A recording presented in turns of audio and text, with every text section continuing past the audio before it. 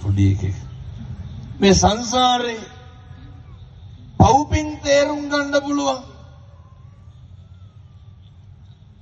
එකම ආත්මය මොකක්ද? මනුෂ්‍යාත්ම භාවය. මේක හදාගන්න තියෙන පොඩි ප්‍රශ්නයක් අහන්නම්. දැන් මේ අම්මලා තාත්තලා හිතාගෙන ඉන්නේ ඔය ලබනාත්මේ කවුරු වෙලා උපදිනවා කියලාද? එහෙම සැකයක්වත් නැද්ද?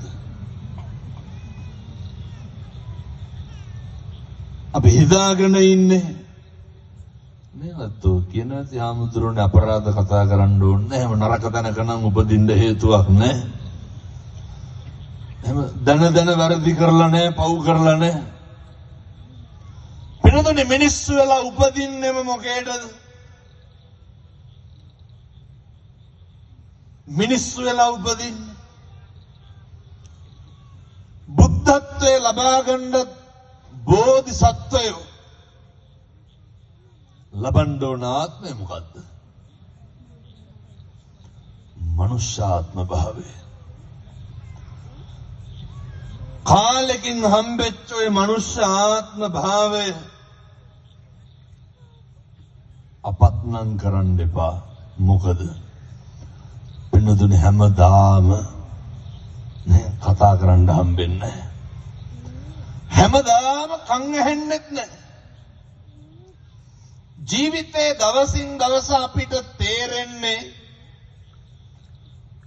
ජීවිතේ දවසින් දවස අපිට දැනෙන්නේ වෙනදුනේ සැප විඳිනවද දුක් විඳිනවද?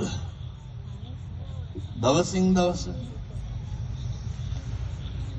ජීවිතේ එන්නම ලං වෙන්නේ ජරාවටයි ව්‍යාධියටයි.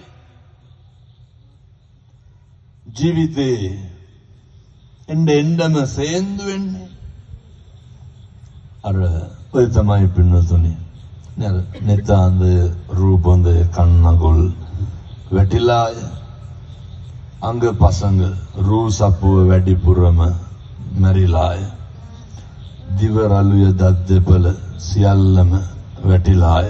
ඔකන ජීවිතේ වෙන්නේ එන්න වෙන්නේ පින්නතුනේ සංසාරේ කරපු අකුසල් විපාක දෙන එක විතරයි.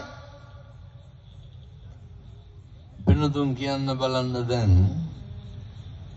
ඔය මොකක් හරි අපි ජීවිතේ ගත්ත තීරණයකින් හාමුදුරුවනේ අපි එදා ගත්ත මෙන්න මේ තීරණේ ඉඳන් අද වෙනකන් හොඳින් ඉන්නවා කියලා එකක් තියෙනවා. ජීවිතේ කවදා හරි හොඳයි සැපයි කියලා අපි ගත්ත තීරණයක් නෙමේද අදටත් අපි දුක් විඳින්න හේතුව සමහර විට. ජීවිතේ යහපතයි කියලා ගත්ත තීරණයක් නෙමේද? පින්නතෝනේ අර බුදුරු දේශනා කරන්නේ නේ. ඒ සංසාරේ කියපුවා කරපු අපේ තරුණ මහත්තුරු මතක තියාගන්න ඕන. පුතේ හැම වචනයකටම වග කියන්න වෙන දවසක් එනවා. අපි කරන කියන හැම එකකටම වන්දි ගෙවන්න වෙන දවසක් එනවා. බුදුරු දේශනා කරේ අර පව් කරපුවාම සංසාරේ ඒ කොහොමද අපේ පිටිපස්සෙන් එන්නේ? අර ගොනාගේ පිටිපස්සේ ගොනාට වද දිදියන කරත්ත රෝද දෙක වාගේ. මොකද පින්නතුනේ බුදුහාමුදුරෝ පව් කරත්ත රෝද දෙකටම උපමා කරේ. පින්නතුන් දන්නවනේ අර ගොනාට කොහොමද නාවිදින්නේ? නේද? මේ හොඳ ඔය ගෝණි කට්ටක් හරි මොකක් හරි ගත්තා නෑ අර බැස්සෝ ඔච්චර කරන්නේ. ඒකල ලණුවක් දානවා. බලදන හිතන්නකො මේ අමුවට මේ මැද්දෙන් ආස් පොල්ල විදිනකොට විදලා ලණුව දාපුවම කරත්තයක් උස්සන්න තරම් ශක්තියක් තියෙන ගොනෙක්